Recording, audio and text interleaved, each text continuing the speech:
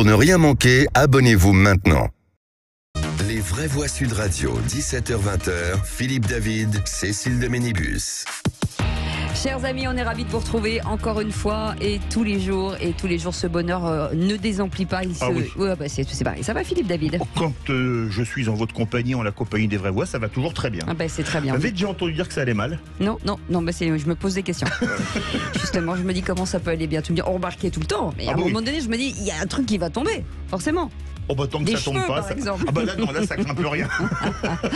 En tout cas, le 0826 300 300, c'est le numéro pour vous. Vous voulez commenter l'actualité avec nous. Le débat est ouvert, bien entendu, jusqu'à 19h au 0826 300 300. N'hésitez pas, on est ravis de vous accueillir. Allez, tout de suite, le sommaire de cette émission. On va revenir sur les propos tenus contre Éric Zemmour par un responsable de la CGT. Sont-ils, pour vous, antisémites? Et on va vous raconter, mercredi, Éric Zemmour dans le train pour Limoges, où il était attendu pour présenter son dernier livre a été pris à partie par un cheminot de la CGT devant les voyageurs. Tu prends le train pour Auschwitz, lui a lancé le dirigeant du syndicat qui lui a valu une interpellation pour des propos jugés antisémites. Réaction en chaîne, le patron de Reconquête a annoncé porter plainte contre la CGT. Philippe. Mais pour les syndicats, la venue d'Éric Zemmour sur une terre de gauche est perçue comme un affront. Pour le secrétaire du syndicat CGT Legrand, trop c'est trop. On nous traite de radicaux alors que lui a été condamné à plusieurs reprises pour ses propos qui alimentent la haine entre les peuples. Alors est-ce que vous êtes d'accord avec la CGT ou est-ce que vous êtes d'accord avec Éric Zemmour? Est-ce que dire à quelqu'un, surtout de confession juive, tu prends le train pour Auschwitz, c'est de la bêtise au carré et au cube à la puissance 10 000 ou est-ce que c'est de l'antisémitisme pur et dur? Ça peut être les deux aussi. Dans tous les cas de figure, appelez-nous au 0826 300 300. Et les propos tenus contre Éric Zemmour pour un responsable de la CGT sont-ils antisémites? Vous dites oui à 85%. Et puis, un an après la création de la NUPES, comment jugez-vous leur action? Est-ce qu'elle était efficace, contre-productive, outrancière ou rassembleuse? C'est le coup de projecteur des vraies voix, puisque c'est l'heure du bilan pour la nouvelle Union populaire écologique et sociale qui vient de fêter son premier anniversaire. Première force d'opposition du pays, la coalition de 150 députés LFI, PS, PCF et Europe Écologie Les Verts n'a pourtant voté que 52% des scrutins organisés depuis le début de la législature. Certains estiment même que l'attitude de certains députés insoumis a nui à l'image de la NUPES. Philippe. Mais pour la chef des Insoumis à l'Assemblée nationale, Mathilde Panot, l'heure est plutôt à la célébration, je cite, des victoires idéologiques qui rassemblent au-delà des différences. Alors est-ce que pour vous, la NUPES, au bout d'un an, vous direz que son comportement a été, d'un point de vue positif, efficace, rassembleuse? On peut dire qu'elle a rassemblé la gauche il y a un an, une gauche qui n'allait pas bien après la présidentielle. Ou est-ce que le comportement de plusieurs de leurs députés est contre-productif, voire outrancier? Dans tous les cas de figure, le même numéro vous attend, le 0826 300 300. Pour l'instant, vous penchez plutôt sur l'attitude outrancière à 54% et contre-productive à 29%. Vous souhaite la bienvenue, c'est les vraies voix, jusqu'à 19h. Les vraies voix Sud Radio. Et avec nous, pour nous accompagner pour cette belle émission qui risque visiblement d'être magique, encore une fois, Philippe Bilger est avec nous, président de l'Institut de la Parole. Bonsoir Philippe. Bonsoir ma chère Philippe. Bienvenue mon cher Philippe. Et fracassante arrivée de Françoise Degois. Bonsoir Françoise. Qui m'a mis une chaise Bonsoir comme ça. Françoise. Bonjour François. Non, mais c'est vous. Bonsoir Françoise. Bonsoir, ma chère Bonsoir. Cécile. C'est vous encore, Philippe David. Non, c'est pas moi. Ah, si vous avez saboté mon fauteuil. Sébastien Ménard est avec nous, président de l'élan Béarnais pour la Cortèze et entrepreneur dans la foodtech. Ça va Sébastien Ménard? Je vais mieux que bien. C'est bien. C'est gentil, il est mignon. Quand je suis avec vous, oui, je vais mieux que bien. Il est mignon. Il est faux cul, mais il est mignon. Allez. Et Antoine est avec nous au 0826 300 300. Il nous appelle de Nîmes. Bonsoir Antoine. Bonsoir Antoine. Bonsoir les vraies voix. Oh, dis Bonsoir donc, à tous. vous avez une voix de radio, Antoine. Ah oui. Merci, c'est très gentil. J'en profite pour souhaiter un joyeux anniversaire à Françoise Degois qui est parmi nous. Oh, vous êtes trop gentil, vraiment, ça me touche. Quelqu'un m'a mis la puce à l'oreille, je le confesse, mais voilà, c'est de bon cœur. Merci, Et c'est confesse sympa. en un seul mot, bien entendu. Oh, merci, ça me touche beaucoup. Bien entendu. Eh ben, ça tombe bien parce que l'actu du jour, on voulait vous souhaiter un bon anniversaire, forcément, Françoise Degois. Mais on va vous le souhaiter en chanson quand même. Et tout ça, c'est pour vous. Écoutez.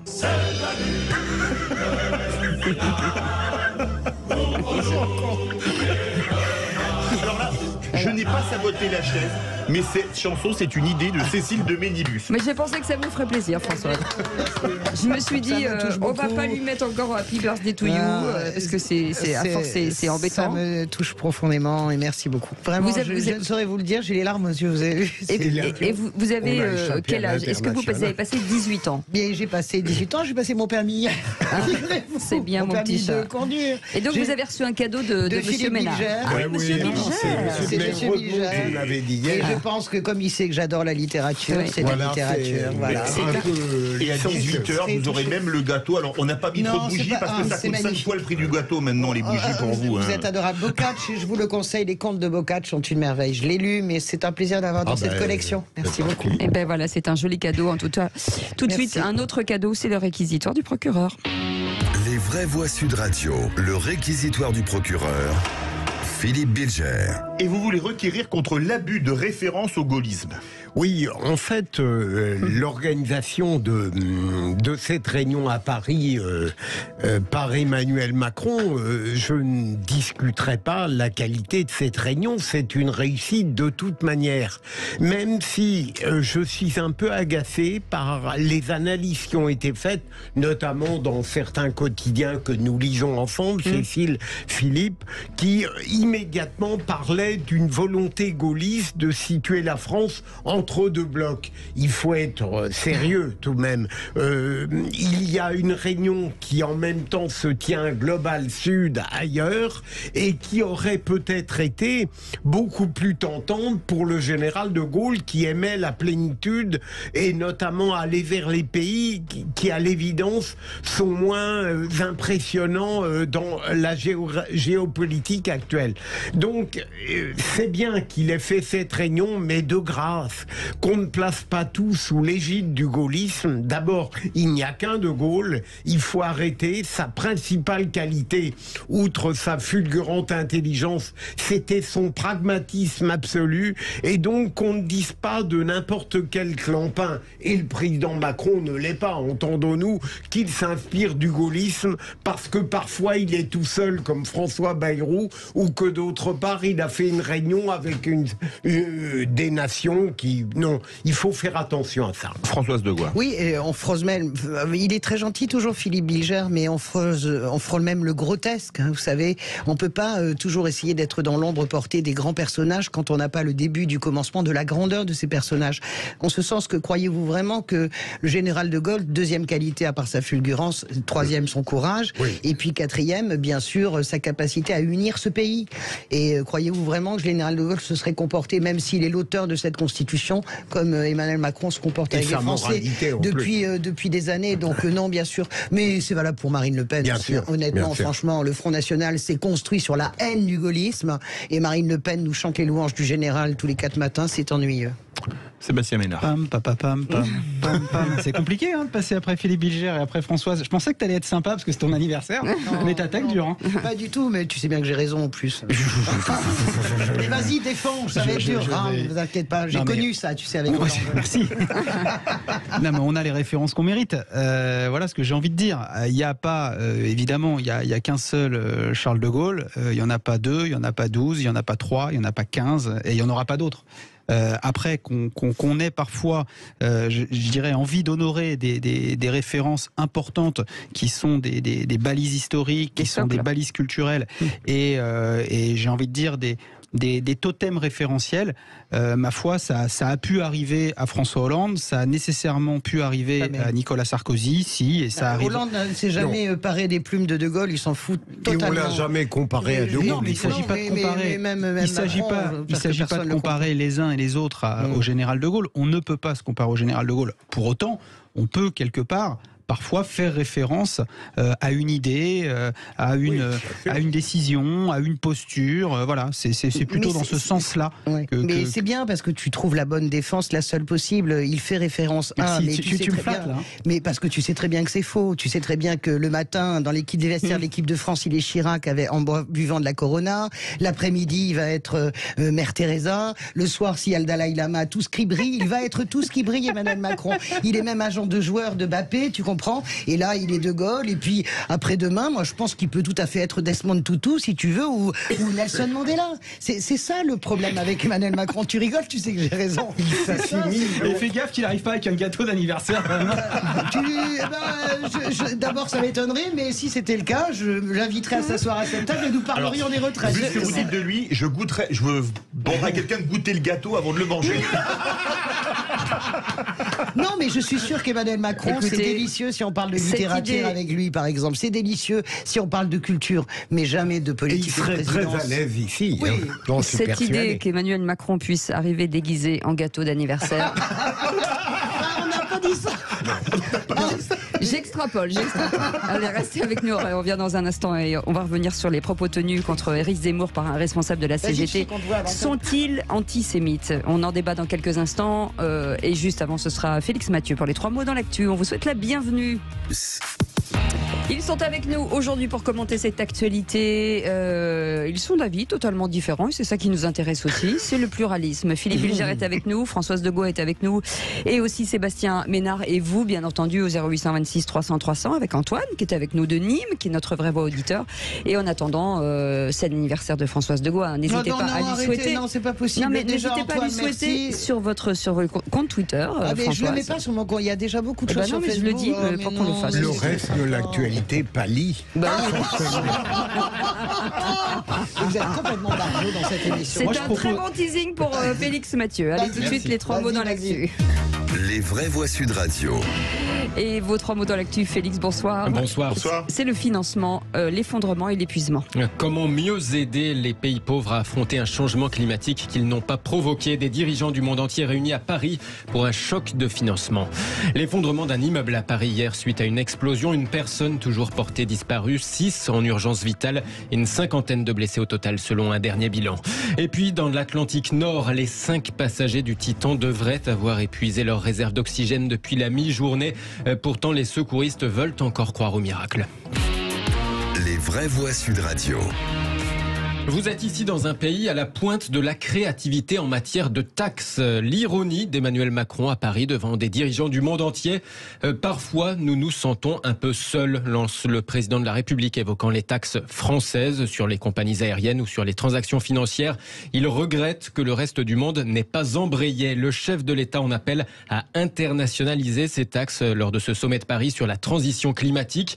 Objectif, dégager des milliards de dollars pour les pays les plus vulnérables de la planète face au réchauffement climatique, un choc de financement. Jamais aucun décideur, aucun pays ne doit avoir à choisir entre la réduction de la pauvreté et la protection de la planète.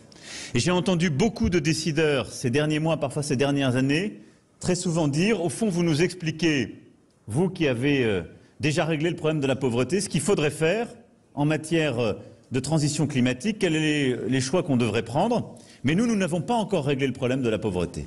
On ne doit pas avoir à faire ce choix et donc on doit pouvoir relever les défis en même temps. L'objectif fixé par les Nations Unies il y a plusieurs décennies déjà, c'était 0,7% de la richesse mondiale consacrée à l'aide au développement. On serait plutôt à moitié moins aujourd'hui. Tout à l'heure, la première ministre de la Barbade a été ovationnée après avoir exigé une transformation absolue du système financier et non pas seulement, dit-elle, une réforme. La Barbade, île des Caraïbes, qui fait partie des pays les plus vulnérables au changement climatique.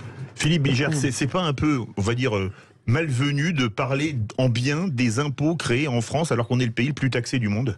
Oui, mais deuxième Emmanuel Macron. Oui. Deuxième. Je comprends en même temps ce qu'il veut dire, mais surtout ce qui me frappe, c'est l'idée que de nouveau, c'est fait en même temps, de la même manière qu'on parlait de la fin du mois et de la fin du monde à une certaine époque.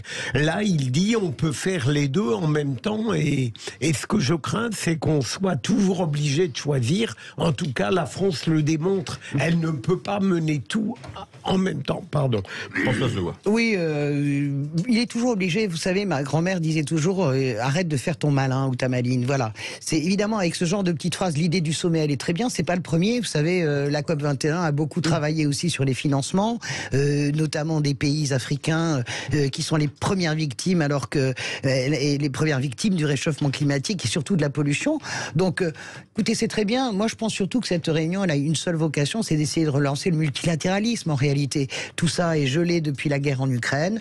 Voilà, c'est un agenda international. Emmanuel Macron adore cela. Ça sera évidemment pas suivi des faits parce qu'on a tous payé pour savoir qu'est-ce que ça veut dire de mettre en place des accords. C'est un travail de titan. On l'a réussi à faire pour la COP21. Évidemment que c'est pas avec 2-3 discours qu'on y arrivera.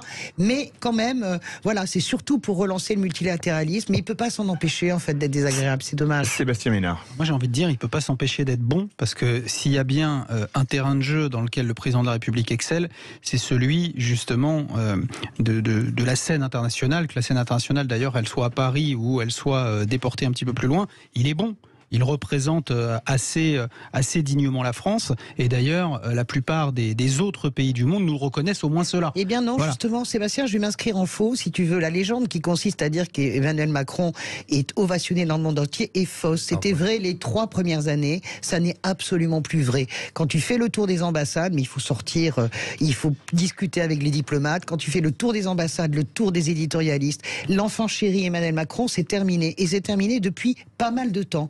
Et en plus de ça, ces traits de caractère sont maintenant connus. N'importe quel éditorialiste, n'importe quel diplomate peut te dire exactement comment est Emmanuel Macron. J'en parlais avec Justin Trudeau il y a quelques temps, et Justin Trudeau avait un sourire tout à fait malicieux. Tout le monde connaît bien Emmanuel Macron. Et ne crois pas, il faut arrêter de colporter cette légende sur ce président que le monde nous envie. Ça n'est plus vrai du tout. Ouais, vous connaissez Orangina Rouge? Oui. C'est Françoise de Gaulle. C'est la vérité. C'est-à-dire que j'en ai marre, mais je m'inscris complètement en faux. J'en ai marre de ces propagandes et de ces mots valises. Ça n'est pas vrai sur Emmanuel Macron. Ça l'a été, ça ne l'est plus. Deuxième mot, Félix, effondrement, celui d'un immeuble dans le 5e arrondissement de Paris hier. Effondrement suite à une explosion. Les recherches se poursuivent pour retrouver une personne toujours portée disparue dans les décombres. 6 victimes se trouvent en urgence absolue pour une 50aine de blessés au total. Bilan encore provisoire. Une 60aine de personnes par ailleurs ont été relogées, explique Florence Berthoud, la maire du 5e arrondissement de la capitale. Il y a une vingtaine d'appartements dont les locataires ont été relogés par les 2 bailleurs qui étaient les immeubles mitoyens de cette école américaine de mode. Elles ont été relogées par Paris Habitat et par la RIVP.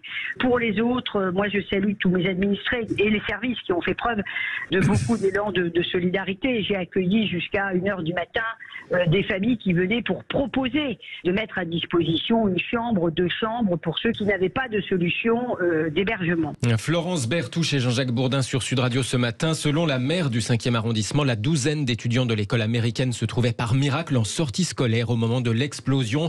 Le gaz a été coupé dans un large périmètre pour des raisons de sécurité, indique GRDF, tout en soulignant qu'on ne peut pas avancer de cause sur la raison du sinistre à l'heure qu'il est. Ouais. Troisième mot, Félix, épuisement. Les secouristes veulent toujours espérer un miracle dans l'Atlantique Nord. Les gardes-côtes américains espèrent toujours retrouver vivants les 5 occupants du petit sous-marin disparu près de l'épave du Titanic. Théoriquement, leurs réserves d'oxygène sont censées être épuisées depuis quelques heures. Mais Jamie Frédéric, coordinateur de l'intervention des gardes-côtes américains, entend maintenir l'effort. Il veut croire que la volonté de vivre puisse permettre un miracle. Il faut rester optimiste et garder espoir quand on est dans une situation de recherche et de sauvetage. Nous sommes donc en plein milieu d'une situation de recherche et de sauvetage. Je ne veux donc pas entrer dans une discussion sur la fin de ces opérations. Espérance à tout prix, c'est également l'état d'esprit d'ailleurs de la fille du passager français Paul-Henri Narjolet. Je sais que mon père est quelqu'un de très calme et qu'il sait très bien gérer les situations stressantes dans un sous-marin, confie sur TF1 la fille de ce spécialiste du Titanic, qui était donc présent à bord de ce sous-marin. C'est terrible cette histoire. Oui, j'ai entendu un spécialiste ce matin qui s'est étonné de la structure de cet appareil. Il disait qu'en général, c'est plutôt une sphère. Il est étonné par ce côté un peu rectangulaire et par l'étroitesse absolue dans laquelle se trouvent ces 5 personnes qui, pour l'instant, je l'espère, sont encore vivantes. Les langues se délits sur le constructeur du sous-marin, sur le propriétaire de la société. Il y avait déjà eu des alertes. Un homme avait été licencié parce qu'il avait lancé une alerte. Pour avoir alerté, exactement.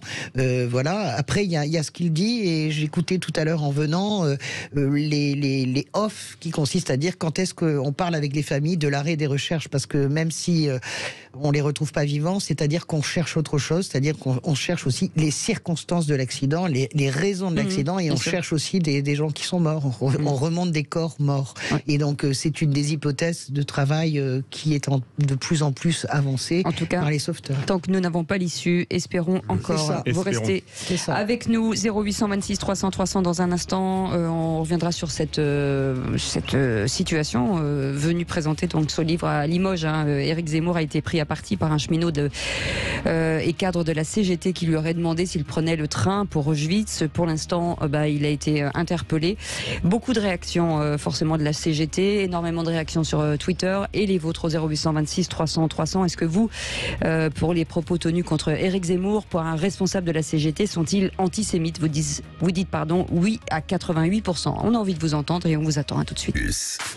Et avec Philippe Bilger, Françoise Degois et notre ami Sébastien Ménard, vous êtes les bienvenus. Ce sont les vraies voix jusqu'à 19h avec Philippe David, et on est ensemble au 0826 300 300. C'est le numéro de téléphone si vous voulez bien entendu réagir à n'importe quel moment. Et tout de suite, le grand débat du jour. Les vraies voix Sud Radio, le grand débat du jour. Il était en déplacement sur Limoges et il s'est fait insulter. Ce syndicaliste a crié haut et fort dans le train devant M. Zemmour qui s'était trompé de destination et qui pensait pas que ce train était à destination d'Auschwitz ou de la Pologne. Oui, on a ici la fine fleur de l'antisionisme qui n'est que le faux nez de l'antisémitisme. Tout de suite des insinuations. Je sais pas s'il a voulu dire qu'Éric Zemmour était nazi ou si c'était parce qu'il était juif. Non. Où est l'esprit de Voltaire qui est l'esprit français, à savoir je déteste ce que vous dites mais je me battrai jusqu'à la mort pour que vous le puissiez le dire? Il n'y a pas eu de tension, il y a eu une agression absolument scandaleuse. Est venu présenter son livre à Limoges, Éric Zemmour a donc été pris parti par un cheminot cadre de la CGT qui lui aurait demandé s'il prenait le train pour Auschwitz. Sur place, un conseiller régional affirme que les témoins sont nombreux, dont les policiers, et la patrouille. Le patron de Reconquête a annoncé déposer plainte contre la CGT, Philippe. Sur Twitter, la secrétaire générale de la CGT, Sophie Binet, avait réagi avec ce tweet. Frédéric Tronche interroge le contrôleur pour savoir si le train ne va pas à Vichy. Résultat, il est en garde à vue depuis 14h30, accusé d'antisémitisme. Tout va bien. Alors, est-ce que vous pensez pas qu'il y a peut-être un peu de mauvaise foi parce que Vichy et Auschwitz, c'est pas tout à fait le même endroit? Est-ce que vous pensez que c'est des propos antisémites, ou est-ce que vous pensez que c'est des propos d'une bêtise stratosphérique, ou est-ce que vous pensez que c'est les deux à la fois? Dans tous les cas de figure, appelez-nous au 0826 300 300. Et sur notre compte Twitter, vous penchez pour les propos antisémites à 89%. Notre invité pour en parler, en tout cas pour nous éclairer, Emmanuel Abramovitch, bonjour, merci d'être avec nous. Vous êtes porte-parole du Bureau national de vigilance contre l'antisémitisme. Philippe Bilger, avant on fait un petit tour de table sur cette situation incroyable, sur le tweet aussi de Sophie Binet. Ces derniers jours, je trouve qu'Éric Zemmour, quoi qu'on pense de lui et de son programme, devient un peu trop victime. Je veux dire, il y a eu l'affaire de la signature du livre, où on a prétendu qu'il y avait des affrontements alors qu'il a été exclusivement victime. Et là, c'est quelque chose, entendons-nous, ça n'est pas parce qu'il est juif et qu'on parle d'Auschwitz que nécessairement on n'a pas le droit d'examiner si réellement derrière il n'y a pas un propos antisémite. Mais j'ai regardé tout cela avant de venir, la manière dont le syndicaliste a répété la chose. Je crois qu'il est difficile, voire inconcevable, de ne pas retenir l'insulte antisémite lorsque on s'adresse à plusieurs reprises à Éric Zemmour en ayant l'air, là j'exagère, j'en ai conscience, de regretter presque que le train ne parte pas à Auschwitz. Donc oui, je pense... exagérer, là. J'exagère un peu, Françoise, mais je pense que derrière, il y a quelque chose qui rend cette insulte précisément plus grave que si elle se contentait, déjà c'est énorme, de dire il va à Auschwitz. Bien sûr. Et donc, voilà, pour moi, il n'y a pas l'ombre d'un doute, et je regrette la manière dont Sophie Binet semble... La réaction. Alors sur Sophie Binet, moi, à la décharge de Sophie Binet, je pense que c'est la version, elle n'y était pas, qui lui a été servie par le bureau syndical de Limoges. C'est-à-dire, tu vas pas à Vichy, toi, mon pote, qui est tellement pote avec Pétain. Je pense que c'est ça aussi qu'on a servi à Sophie Binet. Mais elle a tweeté peut-être un peu vite. Voilà, oui, mais même des élus ont tweeté très vite et ils ont retiré leur tweet parce qu'en réalité, on se rend compte que sur le mur Facebook du syndicaliste, il y avait cette phrase. Bien sûr que c'est purement... Il a mis quelque chose comme du style, mon train va pour Limoges, mais j'ai peur qu'il parte pour la Pologne puisque Zemmour est dedans, quelque chose comme ça. C'est plus d'abord, Zemmour peut être haïssable, si vous voulez, aux yeux d'un certain nombre de gens, et d'ailleurs une majorité de Français, ça me paraît tout à fait évident. Éric Zemmour est odieux dans son comportement et dans ses paroles, il n'en reste pas moins vrai que nous sommes dans l'antisémitisme. J'ai envie de dire, moi je suis peut-être plus méchante que toi, c'est cet antisémitisme ordinaire, tu sais, cet antisémitisme dont les gens n'ont même pas conscience qu'il profère une insulte antisémite. Vous imaginez quand même être capable, avec Zemmour, qui s'appelle Zemmour, juif séfarade, dans un train, de dire « Ah, tu vas à Auschwitz, la bonne blague », c'est-à-dire que c'est à la fois les deux, c'est-à-dire c'est la bêtise crasse, c'est cette espèce d'antisémitisme ordinaire. L'antisionisme n'a rien à voir là-dedans, même si, bien sûr, moi je considère aussi que l'antisionisme est un faux-né de l'antisémitisme, mais c'est bête et purement antisémite. De cet antisémitisme-là, comme quand j'entendais quand j'étais petite, j'avais un ami qui était feuge, et on lui disait, quand il allait manger dans son coin, parce qu'il mangeait pas vraiment les mêmes choses que nous, il dit « Ah, tu vas te cacher pour manger en juif ». Vous voyez, ce genre d'expression absolument pourrie qui traverse la culture française, et la grosse blague lourdingue sur le juif, c'est purement antisémite. Je ne crois pas ordinaire, mais on en discutera. Courant, pas ordinaire, mais courant banal. Moi, je pense qu'au départ, on part effectivement ça part, et je suis complètement d'accord avec toi, François, ça part d'une bêtise ordinaire, qui peuvent conférer à la bêtise ordinaire, parfois, et heureusement pas tout le temps, des conneries crasses, et ces conneries crasses aboutissent à une certaine forme de normalisation d'un antisémitisme rampant. Voilà, c'est les fameuses blagues qu'on peut faire parfois quand on est gosse, des blagues à la con sur les uns, sur les autres, sur les blacks, sur les juifs, etc. Et c'est effectivement malvenu, parce que quelque part ça donne à une personnalité publique qui quelque part on a suffisamment d'arguments, suffisamment de contre-arguments, suffisamment d'outils intellectuels pour combattre ses idées, et là quelque part une énorme connerie crasse antisémite, parce que c'est le cas, vient réassurer Éric Zemmour dans le débat public. Emmanuel Abramovitch, je rappelle que vous êtes porte-parole du porte-parole du Bureau national de vigilance contre l'antisémitisme. Je suis minoritaire, mais vous me permettrez d'être en désaccord avec tout le monde. Je pense qu'à ce stade, il ne s'agit plus d'une faute, il ne s'agit plus d'une connerie. On sait à qui on s'adresse, on sait formuler son message, et il n'y a pas de faute de sémantique. Et pourquoi est-ce que c'est si précis comme attaque? Parce qu'en réalité, il faut maintenant ouvrir les yeux dans ce pays. La gauche est dévoyée. Elle n'a pas trahi que le vote ouvrier qui est parti. Elle a aussi trahi ses pères. Elle a trahi ses fondateurs.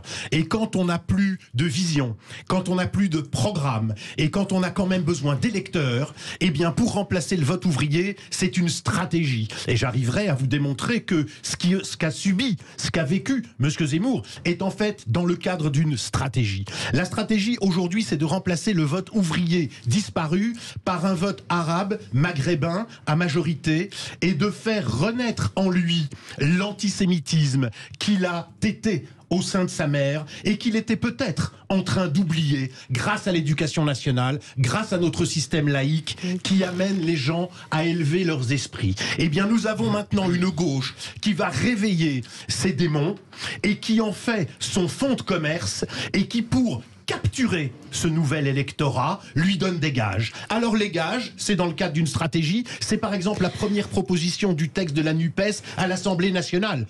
Que vient faire en première proposition de texte à l'Assemblée nationale le fait de caractériser Israël comme un pays d'apartheid? Quel est l'intérêt pour les Français? Quel est l'intérêt pour la France? Quelle est la réponse aux problématiques françaises que nous avons à vivre et à subir? Rien, zéro. Si ce n'est de montrer et de donner des gages à ce nouvel électorat que l'on chérit. Philippe Bilger et Françoise de Gaulle. Tout ce que vous avez développé là de manière brillante mais très polémique, je ne le partage pas, mais je ne suis pas... mais en revanche, là où vous avez totalement raison, et c'est là où je m'oppose à Françoise et à Sébastien, je ne crois pas que c'est une connerie crasse. Ça n'a rien à voir... On a dit les deux. Oui, mais même, je ne crois pas que c'est quoi que ce soit qui relève de l'antisémitisme ordinaire. On a un homme, je crois qu'il s'appelle Tronche, hein, c'est ça, qui de manière très précise et ciblée, dit à Éric Zemmour cette insulte antisémite dont j'ose dire qu'elle est odieuse mais relativement originale par rapport à celle qu'on entend dans la banalité des jours. Et donc, voilà, un accord avec vous, c'est tout sauf une connerie crasse. Il y a autre chose, vous l'avez dit, mais en revanche, pour le reste, je crois que vous prêtez une sorte de stratégie trop pleine, trop emplie. Vous pensez, vous pensez que c'est une stratégie, vous pensez que c'est de la bêtise à l'état brut? Appelez-nous au 0826 300 300. Françoise Degois. Je pense qu'il faut vraiment sortir, cher Emmanuel, de la gauche. Parce que moi, par exemple, je suis une femme de gauche, je soutiens la gauche depuis toujours, je soutiens l'union, et la gauche, je ne suis ni antisémite, ni antisioniste, et en plus, je suis une amie d'Israël, une grande amie d'Israël, vraiment, et absolument assumée, et je ne me sens ni wokiste, ni islamo-gauchiste. Donc, ce discours-là que vous menez est un discours, c'est un discours, je connais très bien, on a tous les mêmes copains, je pense, je suis l'ami gauchiste de vos copains et de cette bande-là, mais objectivement, vous vous trompez, parce que là, vous êtes dans quelque chose de comment dirais-je, d'une violence absolue et qui ne reflète pas la réalité. Si vous pensez vraiment que le secrétaire local de la CGT, en s'adressant à Éric Zemmour, en lui parlant d'Auschwitz, est en train de réfléchir à comment récupérer le vote musulman, c'est d'ailleurs terrible, parce que vous considérez en plus que les musulmans sont tellement bêtes et tellement antisémites dans leur ensemble qu'ils sont tout à fait capables de voter pour un candidat de gauche parce que ce candidat de gauche dirait du mal à un homme, à un juif. Mais c'est complètement délirant. Ce fonctionnement-là, je le comprends. L'antisémitisme a changé d'habit. Je suis d'accord avec Taguieff là-dessus. Mais vous allez trop loin dans cette idée de stratégie, cette démolition systématiquement de la gauche. Je suis d'accord avec le texte. Le texte d'ailleurs, c'est ce fameux gentil communiste. Ça vient toujours des communistes, ces textes-là. Ça vient jamais du Parti socialiste. C'est pas la peine de me faire ça. Je vous dis, ça ne vient jamais. Alors dans ce cas-là, je vous le dis carrément. Oui, c'est venu aussi du Parti socialiste. Mais non, je connais par cœur le PS, j'en ai fait partie pendant des années. Ça vient du PC, d'Elsa Fossillon. Emmanuel Abramovitch, et ensuite Sébastien Ménard, et ensuite le 0826 300 300. Alors, je vais vous surprendre encore, mais je vous remercie de cette observation parce que je réalise que je n'ai pas fait la nuance et que vous avez pu considérer à mes propos que je mettais tout le monde dans le même sac, ce qui n'est évidemment pas le cas. Tous les musulmans ne sont pas antisémites. Il existe des musulmans qui aiment la République, qui chérissent la République. Et qui absolument. Vous ne pouvez pas dire tous les musulmans, dites la majorité. Mais je suis en train de faire mon mea culpa pour vous dire qu'effectivement, j'ai généralisé à tort par mon propos. Je ne le pense pas. Donc, je m'adresse évidemment à ceux qui tombent dans le panneau, parce qu'il y en a. Et par contre, là où je me permets de préciser ma position quant à l'explication que c'est une stratégie, c'est qu'il y a autour de ces discours une volonté, une recherche politique. Je vais vous donner un exemple très simple qu'on peut tous vérifier ici. Sur la CGT, là. Mais je suis toujours sur la CGT. Je suis sur la CGT. Non, pardonnez-moi. Je suis sur la CGT. Est-ce que vous avez vu depuis 2 ans une manifestation organisée par la CGT ou d'autres syndicats de gauche sans un drapeau palestinien? Allez-y, répondez-moi. Et si votre réponse est franche et correcte, et elle le sera, ce sera oui. Ma question sous-jacente est la suivante. Pourquoi? Qu'est-ce que ça vient faire là? Parce que c'est la France. Vous savez, moi j'ai... Non, c'est pas la France. Alors je vais vous expliquer, Emmanuel. Je suis désolé, monsieur. Je vais vous expliquer une chose magnifique. Je me souviens très bien, j'étais à Jérusalem, il y avait une conférence de presse de Yasser Arafat qui allait se faire soigner en France et qui allait voir Chirac. Et il disait, on lui demande à un moment donné, mais pourquoi est-ce que vous allez voir Chirac? Il dit, because when you have a problem, you call Dr Chirac. Et quand vous avez un problème, vous venez en France. L'histoire entre la France, la politique arabe du Quai d'Orsay, on peut faire toute l'émission là-dessus. J'ai le temps. Et la politique arabe Mais du nous, Quai on l'a- d'Orsay, nous pas. voilà, l'histoire de la France et des Palestiniens, vous la connaissez parfaitement. Ce n'est pas inhérent à la gauche, ça n'est pas parce qu'il y a des drapeaux palestiniens que l'ensemble des forces de gauche est pro-palestinienne et antisioniste. Ça Rien n'est pas n'est jamais vrai. dénoncé Ça à n'est gauche. pas vrai. L'antisionisme est roi. L'antisionisme est roi. Allez, Sébastien Ménard. Et après, on prend Antoine. Je vais essayer de vous rassurer parce que Dans le micro. de vous rassurer, je suis pas de gauche et je suis pas d'extrême droite. Voilà, je suis entre le milieu et la droite.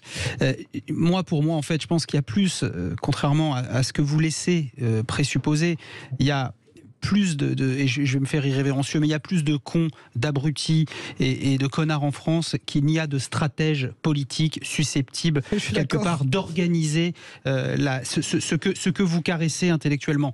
Je dis pas que ça n'existe pas. Mais il y a beaucoup d'inculture, je suis d'accord. Je ne dis pas que le point que vous adressez n'existe pas. Mais de là à dire que finalement c'est un calcul de positionner narrativement parlant ou visuellement parlant. Mais je vais vous dire une chose, je n'y crois pas une seconde. Je n'y crois pas une seconde. Après que les forces, pas de haine, ces gens.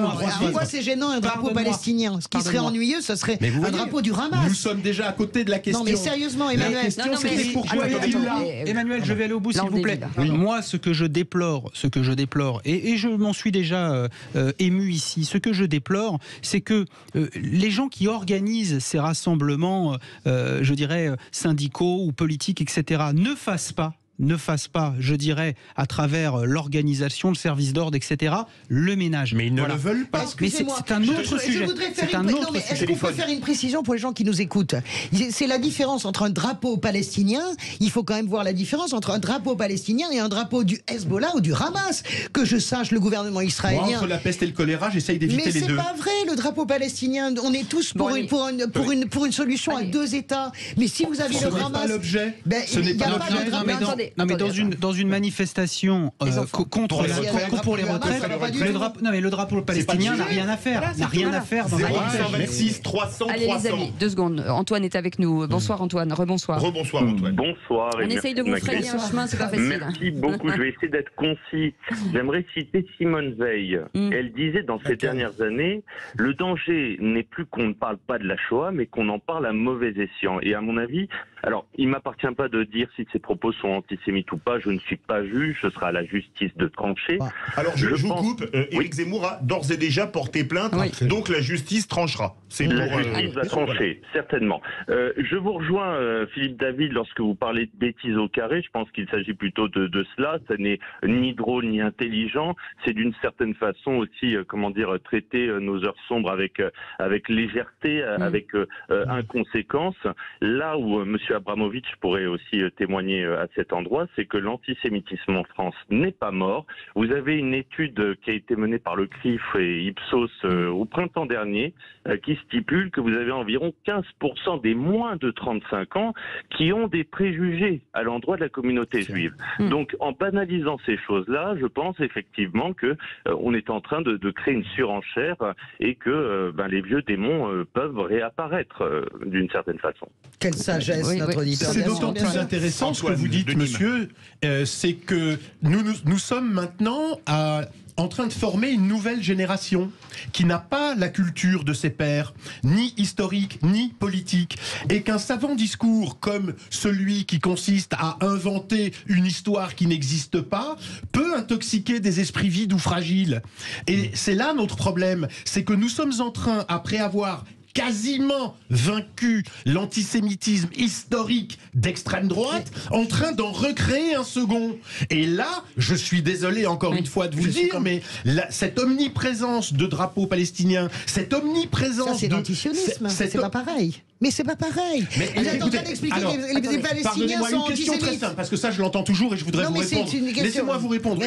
Si vous êtes chrétienne, ce que je ne sais pas et ce n'est pas un critère pour moi, si vous êtes chrétienne et qu'on vous dit je vous aime bien, mais moi le Vatican j'en ai ras-le-bol. C'est quoi mais quelle est la comparaison? Je comprends Eh bien, pas. le siège de votre autorité religieuse, si vous êtes chrétienne, c'est le Vatican. Alors, est-ce que vous pensez Catholique. qu'il est cohérent? Catholique, parce Est-ce que que- vous non, pensez qu'il est catholique, oui. Oui. Catholique Est-ce que romain. vous Soyez pensez précis. qu'il est cohérent que l'on vous dise je t'aime bien en tant que chrétienne, mais alors le Vatican et le pape, on va essayer de les Mais dézinguer? qu'est-ce que je vous dis? Que je pense, moi, que l'antisionisme est un antisémitisme. Pourquoi vous me répondez comme ça? Alors nous sommes d'accord. Mais nous sommes d'accord, mais quel est le rapport avec le drapeau palestinien? C'est ça que Que je ne c'est comprends une pas. stratégie Mais- politique pour avoir des électeurs. Ce Mais n'est pas un demandons- hasard si M. Mélenchon a récolté 67% je connais d'un certain cette vote en histoire. Seine-Saint-Denis. Il les a obtenus comment? Écoutez-moi, Il a moi- tapé sur qui? Il leur a pas donné de vision Je me politique, battrai- il n'en a pas. Je me battrai toujours, non, je me battrai toujours contre, et même les plus grands, et même le rabbin de France que je connais très bien, considère que Jean-Luc Mélenchon, par exemple, n'est pas un antisémite. Ça suffit de travailler sans nuance.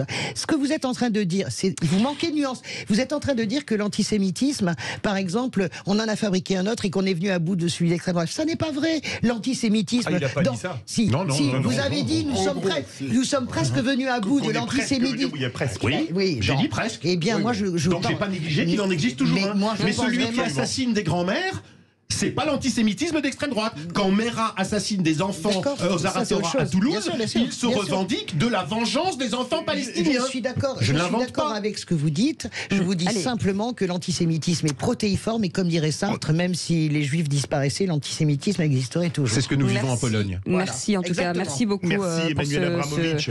ce débat animé mais passionnant. Exactement, Emmanuel Abramovitch, Mais là, merci beaucoup. On est d'accord. Porte-parole du Bureau national de vigilance Philippe Bilger. contre l'antisémitisme. Merci beaucoup d'avoir été avec nous. Merci à vous pouvez rester avec nous Pour le, si vous avez si envie voulez, de c'est plus jouer. léger, c'est Voilà. le qui c'est qui l'a dit. C'est un Allez, jeu. à tout de suite. Dans un instant, le quiz de l'actu. À tout de suite. Les vraies voix Sud Radio, 17h-20h, Philippe David, Cécile de Ménibus. Les amis, est-ce que vous avez souhaité son anniversaire à Oh non, Françoise mais arrêtez. Degois J'adore faire ça. Non, arrêtez, c'est très gênant à la fin. Oh, bah, écoutez. Et vous faites pas vos 90 ans. Mais vous avez vu, j'ai rajeuni. Non, mais J'ai Françoise- rajeuni, j'ai fait un peu de botox. hier. Écoutez Françoise, si on vous offre des cadeaux, si vous n'en voulez pas, vous nous les donnez. Non, mais puis je suis voilà, super c'est tout. heureux. Voilà. Si, ça me Donnez-moi touche ce tellement. livre que Philippe Bilger Non, vous a non, non, offert. non, non, le bocage, je le garde. Il faudra venir Allez. me voler chez moi. Oui, ma je poule. viendrai vous gratouiller les pieds. Allez, tout de suite, le quiz de l'actu. Les vraies voix Sud Radio, le quiz de l'actu. Et comme le veut la tradition, nous avons gardé avec nous Emmanuel Abramovitch. Tous les invités qui sont là dans le studio restent avec nous, avec Antoine qui est notre vraie voix. Et Antoine, vous allez devoir choisir votre adversaire. Hein. Bon, c'est l'anniversaire de Françoise. Mais je vous il y a conseille pas parce que. Philippe Bilger et Sébastien Ménard. Et bien sûr, Emmanuel Abramovitch sera dans le camp de la majorité. Alors, je vais jouer avec Françoise. Non, mais Oui, ça veut dire que vous avez joué contre moi, hein, vous avez Absolument, compris. Hein. oui, absolument. C'est-à-dire que le but. Ah oui, contre vous. Oui. Ah ouais, le but Avec. c'est que vous me battiez Voilà. alors. Voilà, C'est-à-dire, voilà. j'ai- Vous aurez pour vous, si j'ose dire, Sébastien et moi. Ah. Je sais pas T'as si c'est vu, un t'as avantage. entendu Ah, Première merde. question. Allez-y, Cécile, parce que celle-là, elle est de vous, elle est trop bonne. Ah ouais. Qui c'est qui l'a dit moi, les entrecôtes, je les paye 35 €. François Degois, tout ça parce que j'ai eu le malheur de dire un jour j'étais passé devant un restaurant où l'entrecôte était à 35 € depuis. Voilà. c'est vrai. Bon. Depuis, c'est Allez. une légende. Qui c'est qui l'a dit? Qui c'est qui l'a dit? On est dans un paradoxe extraordinaire, ce qui fait l'essentiel de notre nation, le logement, la sécurité, la justice, l'énergie. Les poutres s'effritent petit à petit. C'est pas Macron. C'est Non, un ancien ministre. Ancien ministre. Ben c'est Sapin. Non, c'est Cazeneuve. Non. Ben, c'est Originaire Édouard du Nord. Philippe. Édouard Philippe.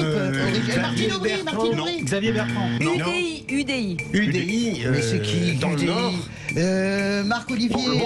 Bonne réponse.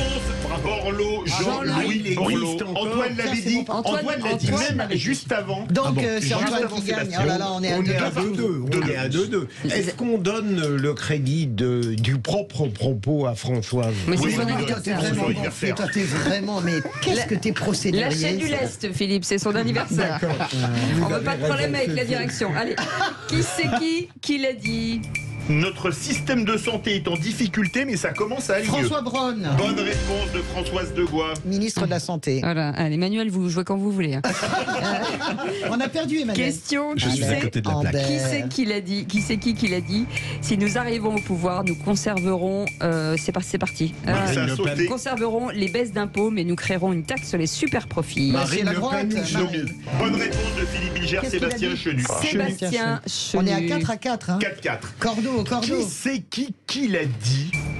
Il y a une dérive autoritaire qui est la marque de cet exécutif. Il n'aime pas les contre-pouvoirs. Jean-Luc Mélenchon. Non. Bompard. Non. Alexis Corbière ce matin. Non. Non, c'est pas. Non. Bonne réponse de Sébastien Ménard et Éric Coquerel. Une fois qu'on a fait la liste, on a dit que ça fait qu'un point. Hein. Soyez pas vachard. Hein. Non. On n'a pas dit ça. Être battu le jour de mon anniversaire. Antoine. On y croit. Qui c'est qui l'a dit? Gérald Darmanin veut juste montrer ses pouvoirs de ministre de l'Intérieur quand la FNSEA, CASA et Alexis AFSL Corbière est ministre. ce matin. Je n'ai jamais entendu Alexis Corbière. Voilà. Égalité. Non, il y en a encore une. Allez, on a le temps d'encore. Allez, on va faire pour la première fois un qui c'est qui a appelé. Qui c'est qui a appelé à la création d'un nouveau front populaire? C'est Michel Onfray. Non. Jean-Luc Mélenchon. Non. Alexis Corbière. Non. Bompard. Non. Mathilde Il Panot. aime le barbecue et les entrecôtes. Philippe Bilger. Juste avant. Philippe Bilger. largement. Sale, Il y a une demi-seconde d'avance. Philippe Bilger. Tu te rends compte Eh quand ben même écoutez, ça fait 8-6. Est-ce que tu te rends compte des indices que t'as Elle est adorable, mais je le savais. Antoine, vous avez gagné et grâce. Mais moi j'ai perdu, c'est la première fois que je suis défaite. Et sur Corbière, la phrase était un peu longue. Oui. Donc, Non, mais c'est parce que j'ai écouté ce matin. Mais c'est ça. Et vous avez gagné, Antoine, grâce à Emmanuel Abramovich, qui a été extraordinaire. Eh bien, merci à lui. Bravo Emmanuel. Vous avez observé ma présence sur le terrain. Sébastien Ménard a changé. Restez avec nous. On revient dans un instant avec le coup de cœur de Philippe David. Merci de votre fidélité. À tout de suite. Les vraies voix Sud Radio, 17h-20h, Philippe David, Cécile de Ménibus. On les aime, nos vraies voix, on les aime, on est ravis de les accueillir tous les jours, toutes les semaines. Voilà, pendant 2 heures à discuter, à parler, à débattre en tout cas avec des avis différents, et c'est ce qu'on aime sur Sud Radio, c'est le côté pluraliste de ce débat. Chacun peut dire ce qu'il pense, bien entendu dans le respect de l'autre, avec Philippe Bilger aujourd'hui, avec Françoise Degois et Sébastien Ménard, et vous au 0826 300 300. Mais tout de suite, c'est le coup de cœur de Philippe David. Les vraies voix Sud Radio. Et c'est un coup de cœur pour ce lancement de la nouvelle page dédiée au rugby de sudradio.fr, puisque vous savez que nous sommes la radio du rugby. Absolument, Cécile, à 78 jours du coup d'envoi de la Coupe du Monde de rugby. Ce sera le 8 septembre par un France All Black énorme au Stade de France. Sud Radio lance aujourd'hui sa nouvelle page. Sud Radio, la radio du rugby, devient donc Sud Radio, la radio de la Coupe du Monde de rugby. On est en compagnie d'un des membres de la Dream Team, on va le dire en anglais, Sud Radio. Ma passion. Salut Daniel Herrero, bien sûr. Ami Philippe, la señorita Cécile, je vous salue vraiment bien, content de vous retrouver. Voilà, Daniel Herrero. Alors Daniel, c'est une belle naissance aujourd'hui que cette nouvelle page dédiée au rugby sur Sud Radio. .fr évidemment.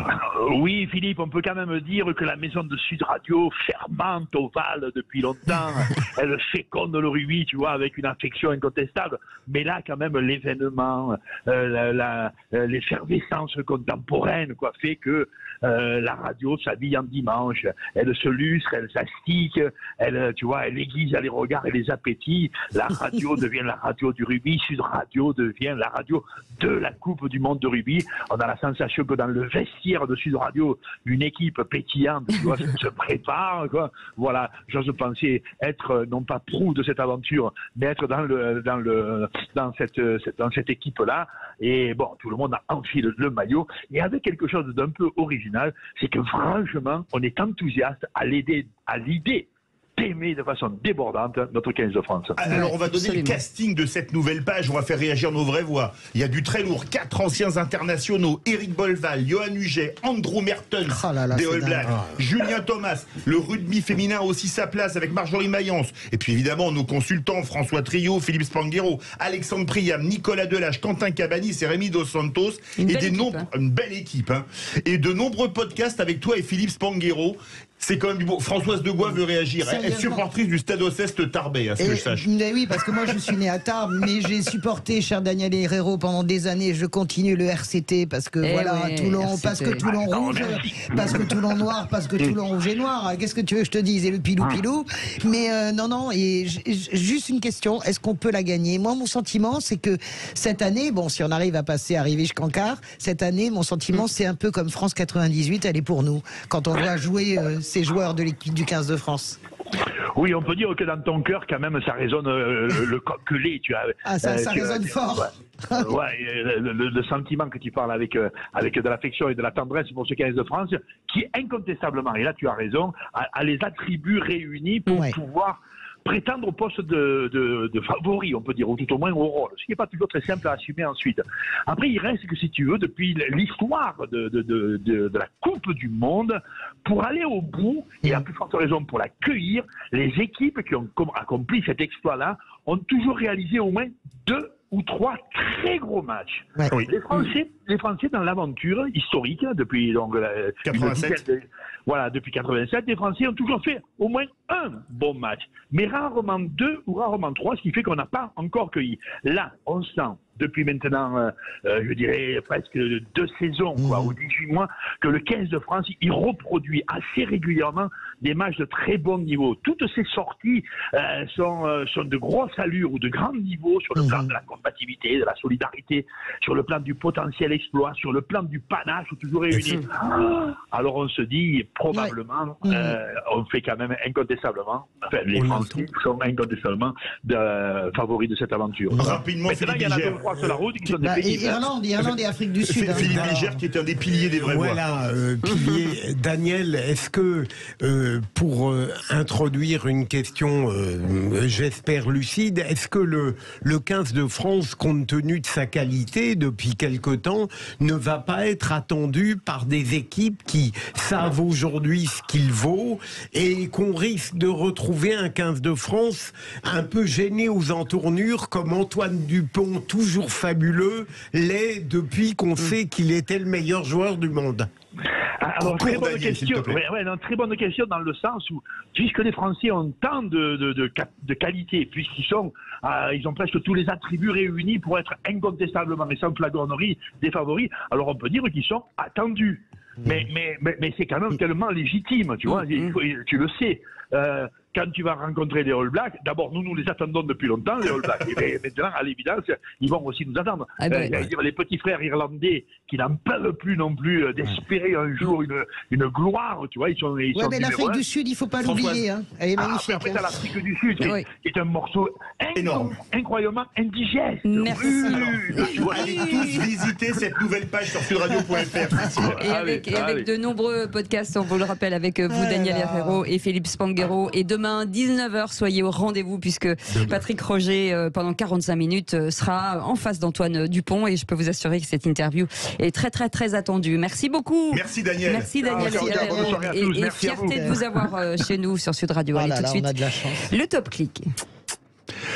Les vraies voix Sud Radio, c'est le Top Click. Le Top Click est une très mauvaise nouvelle. Des débris retrouvés dans l'Atlantique près de l'épave du Titanic, ça vient de tomber. Oui, un champ de débris localisé par un des robots des gardes-côtes américains. Ils viennent de l'annoncer, ce qui évidemment accrédite l'hypothèse d'un scénario très sombre, puisqu'il pourrait donc avoir été détruit dès les premiers instants de son naufrage, de son accident en mer. On en saura plus dans les quelques minutes quand les gardes-côtes en diront plus sur le scénario. Donc Titanic qui se trouve en top tendance ce soir, mais aussi les hashtags 13h08 ou bien encore sous-marin, alors que les réserves d'oxygène du petit sous-marin perdu en mer étaient de toute façon censées s'épuiser en milieu de journée.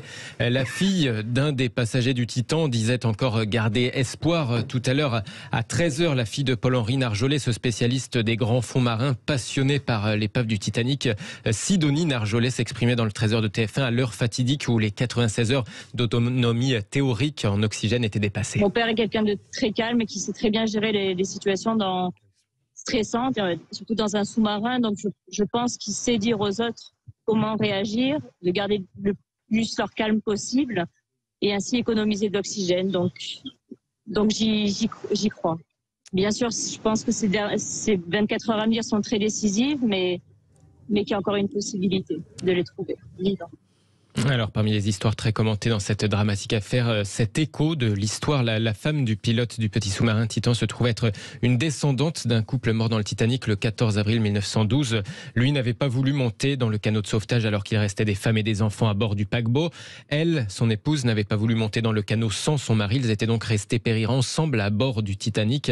Un couple d'ailleurs qui avait même inspiré à James Cameron la scène de son film. Please, Ida, get into the boat. No! We've been together for 40 years. And where you go, I go. S'il te plaît, monte dans ce canot. Non, nous vivons ensemble depuis des décennies. Où tu vas, j'irai aussi. Ne discute pas. Un couple âgé qu'on voyait ensuite dans ce film se tenir ensemble sur son lit dans une cabine envahie par les eaux. Bon, en tout cas, je vous rappelle cette information de dernière minute. Ce champ de débris qui aurait été repéré près de l'épave du Titanic par l'un des robots qui participait aux recherches du Titan, ce petit sous-marin d'exploration disparu depuis dimanche. Merci beaucoup, Félix Mathieu. Vous restez avec nous, bien entendu. On vous tiendra informé sur la suite en fait, des infos qui vont nous arriver au fur et à mesure. Dans un instant, le tour de table de l'actu des vraies voix. Et merci de nous écouter. On est ensemble jusqu'à 19h. Les vraies voix Sud Radio, 17h-20h. Philippe David, Cécile de Ménibus. Chers amis, on est ravis de vous retrouver avec Philippe Bilger aujourd'hui, Sébastien Ménard et Françoise Degois. Excusez-nous. Et quoi ? On mange le gâteau de François. Le gâteau d'anniversaire de François. Non, mais vous imaginez que Philippe David, dans sa folie nourricière, a été chercher un gâteau, a fait chauffer un gâteau. J'explique quand même aux auditeurs parce que c'est quand même mon délirant. Voilà, j'ai mon gâteau d'anniversaire concocté par mon pire adversaire autour de cette table, Philippe David. Mais non, je te remercie. Il était bon parce qu'il a craché dedans. Oui, il a craché sur ma part, bien sûr, pas sur la vôtre. Vous n'avez pas confondu la part, c'est bien celle qu'on a. C'est bien celle où vous avez mis la seringue avec le cyanure. C'est ça, avec le Novichok, c'est ça. Dormez bien, Françoise. Allez. Tout de suite, le tour de table de l'actu des vraies voix. Mais maniez-vous le tronc, on va bientôt se mettre à table. Ça sent l'artiste à cette table, ça sent l'artiste. Je suis épuisé, moi. C'est horriblement fatigant d'être intelligent. Le tour de table de l'actualité. Et Philippe Bilger, vous voulez rendre hommage à François Molins. Vous voulez passer en deuxième? Oui, si vous voulez. Bon, bah écoutez, Sébastien Ménard, le basketteur, parce qu'ils mangent tous, le basketteur français Victor Wembanyama aux États-Unis. Ouais, bravo. Bravo. Alors oui, non, je voulais pas finalement parler de sujets polémiques pour l'anniversaire de l'inestimable Françoise. Je voulais parler de sport parce que Françoise est une grande sportive devant l'éternel et surtout grande connaisseuse. J'adore Wembanyama. C'est cette nuit. Eh oui. Alors. Ma chronique s'appelle « Talentueux, jeune et mature ». Je vous rassure, mon très cher Philippe Bilger, ce n'est pas le titre d'un film interdit aux moins de 18 ans. C'est le titre de ma chronique. Et oui, j'aime beaucoup le nouveau modèle des sportifs qui sont en train quelque part de se donner pour nous, pour les amateurs, les fans de sport en ce moment. Aujourd'hui, les modèles comme Mbappé ou Wembanyama, donc Wembanyama, dit Wemby pour les intimes, nous parlent de travail, de rigueur, d'esprit sain de compétition, d'indépendance, de jeunesse, d'amour du sport et de victoire. Ils sont, pour l'un comme pour l'autre, plus forts que leur club. Mbappé plus fort que le Paris Saint-Germain et Wemby plus fort que les Mets du 92, qui sont vice-champions de France de la Ligue nationale de basket cette année. Wembanyama est donc arrivé aux États-Unis où il sera drafté par les Spurs de San Antonio. Oui, un Tony Parker. Où tout semble nous déresponsabiliser. 4 bagues. La prise en charge par l'État, l'économie de la flemme pour nos multilivreurs à qui on demande tout et n'importe quoi, les applications comme TikTok qui meublent notre ennui, voire plus. Je trouve à Wemby une maturité remarquable que je souhaite clairement diffuser dans nos écoles et dans tous nos clubs. Rappelons que Wemby, cette année, a rempli toutes les salles de basket, je dis bien toutes les salles de basket de France et de Navarre, partout où il est passé, les billetteries on jouait à guichet fermé. Voilà. Évidemment, quand je parle de ces jeunes talents, je n'oublie pas Alexis Lebrun en tennis de table, Léon Marchand en natation ou encore Antoine Dupont en rugby. Mesdames, messieurs, mes camarades politiques, arrêtez vos éléments de langage, vos cours à Sciences Po, mal appris pour certains, et regardez un peu plus du côté de nos jeunes champions et faites du sport. Le sport, c'est la vie. En 10 secondes, des réactions. Une question, Sébastien.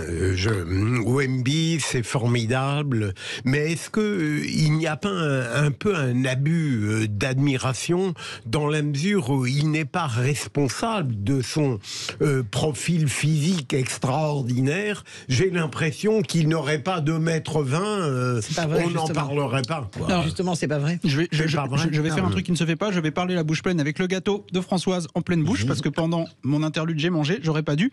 Non, c'est pas vrai. Vous avez de très grands basketteurs physiquement qui ont été de piètres professionnels. Voilà. Vous avez un immense basketteur hongrois qui a été drafté, je crois, il y a 4-5 ans par les États-Unis. Il faisait 2,40 m. Enfin, c'était un type physiologiquement génial. Il a tenu une saison, même pas une saison. Ils l'ont tout de suite renvoyé en Hongrie. Donc voilà, vous avez évidemment des tas de spécimens qui parfois surperforment et d'autres qui disparaissent. Allez, juste une chose sur Wembanyama, il sait tout faire. Ça n'est jamais, je vais prendre, ça n'est jamais, c'est unanime. Même LeBron James dit à quel point il n'a jamais vu un joueur comme ça dans ce qu'il a vu, la façon qu'il a d'évoluer. Je vous invite à lire son interview dans l'équipe. Il est exceptionnel, il est au-dessus de tous. On lui dit qu'est-ce que vous voulez faire. Il a un anglais impeccable. Il a un anglais impeccable. Il a une culture incroyable. C'est un homme qui passe sa vie à lire. Est-ce que vous imaginez ça? C'est rarissime. À 18 ans. À 18 ans, et il dit, on lui dit, mais vous voulez faire quoi? Il dit, je veux régner, mais pas comme Napoléon. Je trouve ça exceptionnel. 19 ans. Vous voulez rendre hommage à François Molins. Il nous reste 3 minutes pour 2 tours de table, on peut faire très vite. Je vais extrêmement vite. François Molins, c'est quelqu'un qui a été bien connu quand il était procureur à Paris, qu'il a créé un lien fort avec les citoyens lorsqu'il rendait compte des affaires de terrorisme avec modestie et une compétence absolue. Il est devenu ensuite procureur général à la Cour de cassation. Je l'ai toujours trouvé très remarquable, et pourtant dans une période extrêmement difficile où celui qui aurait dû être son soutien naturel était son adversaire. Je veux dire, Dupond-Moretti n'a pas cessé de lui créer des problèmes, et d'ailleurs lui-même, Dupond-Moretti, est mis en examen, et Molins s'est toujours remarquablement débrouillé avec sérénité, objectivité. Il a fait honneur à la magistrature et bien au-delà d'elle. Je suis d'accord. Un mot de 10 secondes pour faire votre tour de table. François Molins, c'est l'homme qui nous a annoncé les massacres, les drames, les tragédies, avec une dignité et des mots choisis. Moi, j'ai beaucoup d'admiration pour François Molins. Un mot très vite. Il représente pour moi la France, ou en tout cas l'état de droit. Les hauts fonctionnaires, vraiment. Françoise Degois, pour vous, 600 migrants morts en Méditerranée, au large de la Grèce, et personne ne bouge. Oui, je ne voudrais pas faire le parallèle avec les mésaventures de nos plongeurs en sous-marin, parce que je trouve que c'est indigne de parler de 2 poids, 2 mesures. Tous les drames sont des drames, voilà. Et c'est pas parce que vous avez payé pour descendre dans un sous-marin que votre vie vaut moins cher que si vous avez payé pour être un passeur. Donc je ne veux pas faire de compétition entre les drames. J'ai les larmes aux yeux, vraiment, sur ce qui s'est passé. Est-ce qu'on réalise bien que un bateau de 700 personnes, 600 personnes sont mortes, dont 100 enfants? Est-ce qu'on réalise bien, parce que l'enquête est en train de dévoiler ce qui s'est passé, que les gardes-côtes grecs se sont amusés à faire ce qu'on appelle le pushback? Tous les pays le pratiquent, c'est-à-dire repousser les bateaux en violation totale du droit international, et qu'au 3e pushback, parce que le bateau a chaviré. Est-ce qu'on réalise bien que ces gens-là ont été repoussés comme des chiens? 600 personnes mortes en 2 heures. Pas une ligne, ou si peu. J'ai peut-être vu un sujet en télé et un sujet en radio et 2 papiers. Ce n'est pas possible. C'était la une de Libé. Mais bien sûr, mais on ne peut pas traiter la question des migrations de cette manière-là. Et vous avez Yael Braun-Pivet qui est décidément en dessous de tout. Tout le monde, tous les bancs se lèvent quand Émeric Caron propose de faire une minute de silence. Tous les bancs se lèvent. Même Elisabeth Borne se lève. Des ministres se lèvent. C'est tellement évident qu'on va la faire, cette minute. Et il y a une bonne privée, mais non, c'est pas le règlement, il fallait en parler en conférence des présidents. Je trouve ça une sécheresse du cœur, c'est épiphénoménal. Voilà, j'ai beaucoup de peine et beaucoup de chagrin pour ces migrants et pour notre attitude d'égoïstes occidentaux de pays riches. Vous avez raison, Françoise, mais j'opposerai, et évidemment le rapport est discutable, le fait que certaines personnes ont dit qu'on dépensait trop de moyens pour ce petit sous-marin, et qu'au fond il y avait un milliardaire. Non, mais c'est c'est exactement ce que j'ai dit en préambule. Je ne veux pas opposer. Moi, c'est pas ça mon sujet. Exactement. Mon sujet, c'est des êtres humains qui meurent et qu'on laisse mourir et qu'on pousse même à la mort. C'est insupportable. Merci beaucoup Françoise Degois. Restez avec nous dans quelques instants. On va revenir sur la première année de la création de la NUPES. Comment la jugez-vous? Est-ce que vous la jugez efficace, contre-productive, outrancière, rassembleuse? Pour l'instant, vous dites outrancière à 56% et contre-productive à 30%. On en parlera dans quelques instants. Et bien sûr, ce numéro de téléphone qui est le vôtre, 0826 300 300. Chers amis, avec nous, Philippe Bilger, Françoise Degois, Sébastien Ménard. Et vous, aux appels aux 0826 300 300. Vous savez comment on se dit bonjour ici dans les studios? Non. Quand je vois Philippe Bilger, je lui dis ça va, toujours bien réac, et il me répond mais toi toujours bien gauchiste. Voilà. C'est affectueux. Oui, c'est ça. Voilà, on s'adore. On a l'impression de voir le général de Gaulle. On s'adore. Non mais Bilger, c'est une certaine idée de la France. Attention. Alors, général toujours aussi con, toujours aussi gaulliste, mon général. Voilà, toujours pas ça. En attendant, tout de suite le coup de projecteur des vraies voix. Les vraies voix Sud Radio, le coup de projecteur des vraies voix. Et donc 1 an après sa création, l'heure est au bilan pour la nouvelle Union populaire écologique et sociale. Ça s'appelle la NUPES, première force d'opposition du pays. La coalition de 150 députés, LFI, PS, PCF et Europe Écologie Les Verts, n'a pas pourtant voté plus de 52% des scrutins organisés depuis le début de la législature. Certains estiment même que l'attitude de certains députés insoumis a nui à l'image de la NUPES, Philippe. Oui, mais pour la chef des Insoumis à l'Assemblée nationale, Mathilde Panot, l'heure est plutôt à la célébration, je cite, des victoires idéologiques qui rassemblent au-delà des différences. Alors pour vous, est-ce que 1 an après, la NUPES, ça a été efficace? Est-ce que c'est rassembleur? Est-ce que c'est outrancier? Ou est-ce que c'est contre-productif? Quoi que vous pensiez, et même si c'est un autre avis que ces 4 qu'on vous propose sur Twitter, appelez-nous au 0826 300 300. Et notre invité expert est avec nous, Bruno Cotresse. Bonsoir, merci d'avoir accepté notre invitation. Politologue, chercheur au CNRS et au CEVIPOF. Philippe Bilger, petit bilan ou gros bilan pour 1 an de NUPES? Je vois que les animateurs des vraies voix nous mettent parfois face à des défis impossibles à résoudre, dans la mesure où on nous propose une série d'adjectifs dont chacun en soi peut être pertinent. Bien sûr. Et j'ai scrupule à dire que je les trouve au moins 3 sur 4 à peu près valables. Je veux dire, on est obligé de considérer la NUPES et LFI en particulier comme une structure qui a des défauts, mais qui en même temps, je veux dire, n'impose pas, ne permet pas un regard univoque. Moi, je suis frappé du fait que si on voulait avoir un jugement extrêmement négatif sur LFI et la NUPES, surtout LFI, restons-en là, puisque LFI domine très largement la coalition autour d'elle, eh bien, on ne pourrait pas lui jeter toute la pierre, dans la mesure où, si elle domine à ce point-là, c'est que je trouve que aussi bien les écologistes que les socialistes ont été infirmes, en réalité, dans leur propre pouvoir, et le seul qui a tenu le choc et qui peut être discuté, c'est Fabien Roussel. Oui, François Degois. Sur la NUPES, après il y a les commentaires, il y a la réalité. Je vois une réalité que personne ne pourra contester. La NUPES n'a absolument pas clashé au Parlement. La NUPES continue de tenir debout, elle continue de voter les textes ensemble, elle continue surtout de voter contre les textes. Moi, je suis jaurétienne. Je pense que Jean Jaurès, quand il disait « l'union est un combat, mais l'union est vitale », je crois que la gauche ne peut pas sortir de son ornière tant qu'elle ne s'unit pas, quel que soit le prix de l'union. C'est pour ça que j'ai beaucoup de mal. On me dit « oui, mais t'es mélenchoniste ». C'est Jean-Luc Mélenchon, moi je suis socialiste, mais c'est Jean-Luc Mélenchon qui a eu l'idée de la NUPES. C'est lui qui l'a porté, c'est lui qui a fait campagne là-dessus. Il a réussi, pas à 100% son pari, mais il a réussi. Donc je pense que le bilan des commentateurs est un peu sévère. Je pense que dans les faits, la NUPES continue de fonctionner mécaniquement et politiquement à l'Assemblée. Ça, c'est une réalité. Elle n'a pas été fracturée. Personne n'est parti de la NUPES pour rejoindre Macron ou je ne sais pas qui ou siéger ailleurs. Et deuxièmement, dans les élections partielles, elle fonctionne encore. C'est-à-dire que l'étiquette NUPES fait encore élire. Et c'est quand même ça l'essentiel. Bah, si, c'est le cas. Allez-y, Sébastien Ménard. C'est le cas, en tout cas. On a posé. Moi, je suis très scolaire. Je suis un gentil garçon, donc on me repose la question. Est-ce que la NUPES est efficace?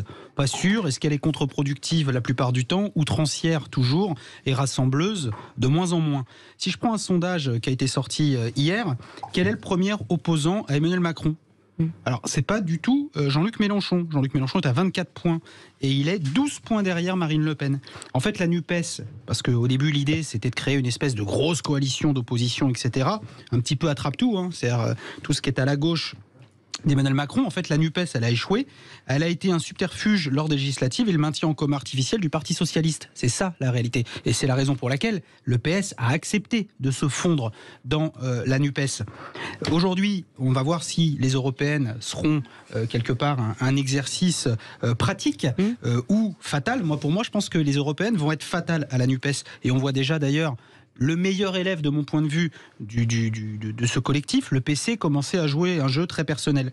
Voilà, donc pour moi la NUPES, c'est le symbole de la gauche qui n'a rien à dire, à part des insultes. Voilà. Alors notre juge de paix, Bruno Cotresse...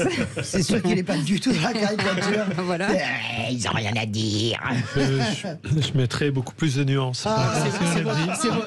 C'est votre rôle, vous êtes là pour ça. Voilà. D'abord, premier point, il faut quand même tout vous rappeler que quand des partis politiques rentrent dans une coalition, forcément, c'est qu'ils n'y arrivent pas tout seuls. Que le Parti Socialiste ait dû en passer par l'accord de la NUPES, évidemment, il était dans une période de très grande difficulté. Deuxième observation, l'histoire de l'union de la gauche est une histoire qui est marquée, qui est jalonnée de périodes avec une tension entre l'unité et les tensions. Toujours, les plus anciens d'entre nous se rappelleront de l'automne 1977. Liliane fait les valises, on rentre. Le départ des ministres communistes du gouvernement. Pourtant, à l'époque, ça marchait pour la gauche. Voilà. 83-84, la difficile émergence de la gauche plurielle autour de Lionel Jospin, le 21 avril 2002, les gauches irréconciliables sous François Hollande. Et donc la gauche, depuis au fond le début du XXe siècle, est traversée par un clivage sur son rapport au capitalisme et son rapport à la régulation du capitalisme. Et il y a une tension sur l'économie à gauche qui est toujours là. Ça n'a pas empêché la gauche et de gouverner ensemble et de s'allier régulièrement. À l'intérieur de la droite, il y a d'autres tensions et on retrouve dans la NUPES sans aucun doute les tensions sur l'économie, sur l'Europe, effectivement. Je ne suis pas d'accord sur le fait que ça marche quand même mécaniquement. Par contre, il y a beaucoup de ciment au niveau des électeurs sur les dimensions du rapport au changement social, culturel. Entre les électeurs écologistes, socialistes, insoumis, communistes, il y a quand même beaucoup de traits communs du point de vue des valeurs politiques. Par contre, c'est sûr que sur le rapport à la régulation de l'économie aujourd'hui et aussi sur la question de l'Europe, il y a des divisions qui existent de très longue date, en fait. Après, je pense qu'il y a une profonde aspiration à l'unité dans les électeurs de sympathisants de la gauche, confère la primaire populaire, l'incroyable aventure de Christiane Taubira pendant la présidentielle de 2022, qui montre qu'il y a une aspiration à gauche, et c'est ce qui me fait penser que la NUPES ne va pas disparaître du jour au lendemain. Et par ailleurs, je dirais que le point capital de la NUPES par rapport à toutes les autres expériences d'union de la gauche, c'est la candidature unique dans les circonscriptions législatives. C'est vrai. Qui a tout changé. Il sera très difficile d'expliquer aux jeunes élus socialistes, écologistes de 2022 qu'en 2027, chacun repart séparé dans les circonscriptions, parce que là, tout le monde sait que ça sera le jeu de massacre. Bien sûr. Philippe Bilger. Mais Bruno, est-ce que bien dans le micro. Le fait que la NUPES a été créée, comme le disait Sébastien, en gros, pour sauver la mise au Parti socialiste sur le plan électoral, et de fait, ça a réussi, est-ce que ça n'a pas créé des conséquences très délétères qui ont conduit d'une part à l'emprise totalement étouffante de LFI sur les autres forces de gauche, et le fait qu'en réalité on ne sent pas un vrai ciment idéologique entre toutes ces forces. Alors sur le premier point, il faut partir du réel. Le réel, c'est que Jean-Luc Mélenchon réalise en 2022 une très jolie élection présidentielle. Bien dans le micro, Bruno. Il a pratiquement 22%. La géographie électorale du mélenchonisme est très impressionnante dans certains départements. Je pense au 9-3. Par exemple, vous regardez les votes Mélenchon dans les, dans les grandes villes aussi. Dans les 40 communes, c'est très impressionnant. Il est quelque part entre 40 et 60% partout. Il a beaucoup progressé de 2012 à 2017. C'est là où que la progression est la plus impressionnante. Donc ça part quand même d'une réalité objective qui est la performance de Jean-Luc Mélenchon dans l'élection présidentielle en comparaison des performances de Yannick Jadot et d'Anne Hidalgo, bien évidemment. Donc voilà, ça part quand même de là.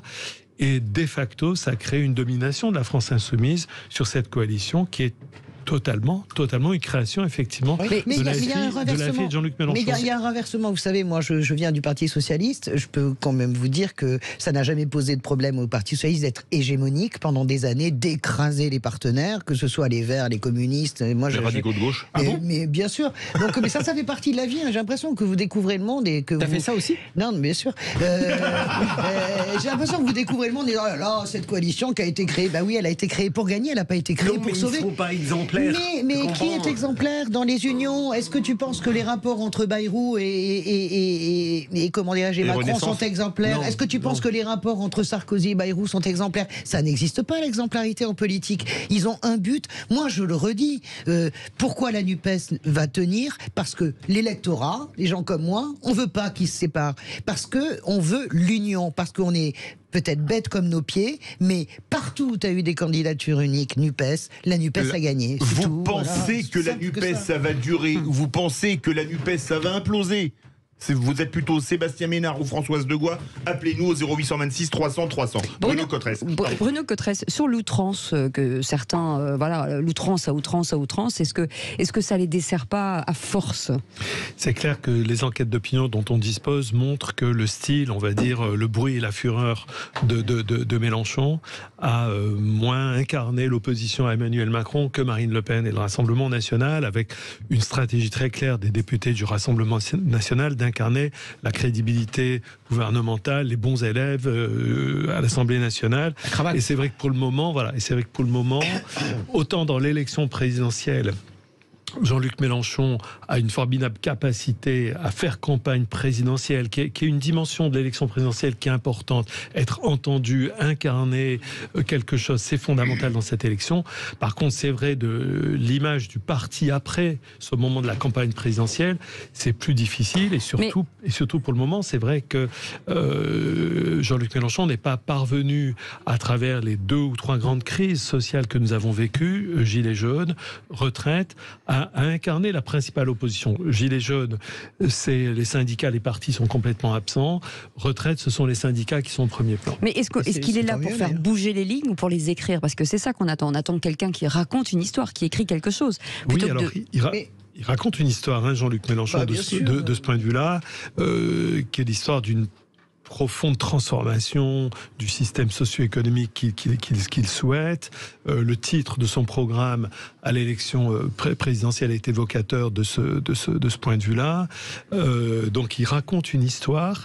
La difficulté, sans aucun doute, c'est de raconter une histoire qui s'inscrive bien dans le chemin de l'histoire de l'union de la gauche, parce que les électeurs de gauche sont très sensibles à ça, que ça leur rappelle l'histoire d'une conquête progressive, comme l'a été l'union de la gauche dans les années 70-80.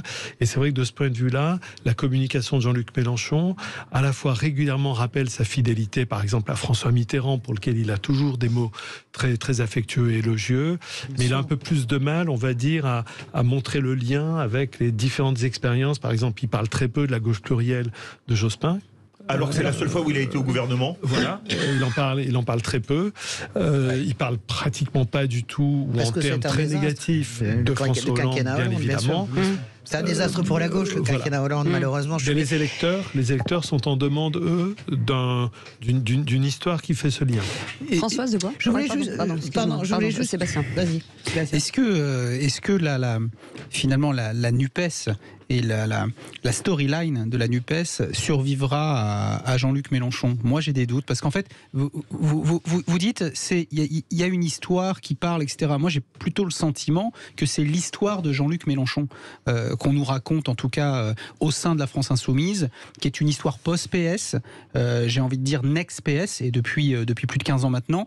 Et la NUPES, c'est quand même son histoire à lui. Enfin, moi, j'ai quand même pas le sentiment de voir émerger au sein de la NUPES NUPES la voix d'un certain nombre de mes amis restés au PS. Enfin, ces gens-là ne sont plus audibles. Ces gens-là n'ont plus, je dirais, de colonne vertébrale intellectuelle. Pardonne-moi. Même les Ruffins, qu'est-ce qui montait Non, pas du tout. Et c'est ça mon vrai sujet. Est-ce que c'est l'histoire d'une partie des Français ou est-ce que c'est l'histoire de Jean-Luc Mélenchon, son propre storytelling, son propre agenda, sa propre ambition, dans laquelle finalement un certain nombre de Français peuvent se retrouver, pas dans son ambition, mais dans les idées qui portent son ambition? C'est compliqué, il y a à la fois cette dimension, puisque, je l'ai dit tout à l'heure, Jean-Luc Mélenchon, au moment de l'élection présidentielle, on voit qu'il a une forte capacité à faire campagne. De ce point de vue-là, ça se rapproche de votre idée, c'est l'histoire de Jean-Luc Mélenchon comme machine à faire campagne pour l'élection présidentielle. Après, il n'y a pas que ça. On voit, par exemple, quand on étudie les trajectoires des électeurs qui avaient, par exemple, voté Yannick Jadot aux européennes de 2019, ils ne se sont pas forcément retrouvés dans l'écologie portée par Yannick Jadot, présidentielle 2022, et des électeurs écologistes ont pas mal voté Mélenchon, donc ça raconte quand même quelque chose sur le fond. Non, ça raconte quelque chose sur le fond. Jean-Luc Mélenchon est arrivé à capter, dès 2012, la question de l'eau. Dans la présidentielle de 2012, il est pratiquement le seul candidat qui parle de cette question de l'eau. Et donc ça raconte, de ce point de vue-là, ça dit quand même quelque chose sur une volonté de certains électeurs de gauche. On part au 0826 300 300. Le sujet fait beaucoup réagir. Notre vraie voix du jour. Rebonsoir Antoine. Rebonsoir. Alors, votre avis?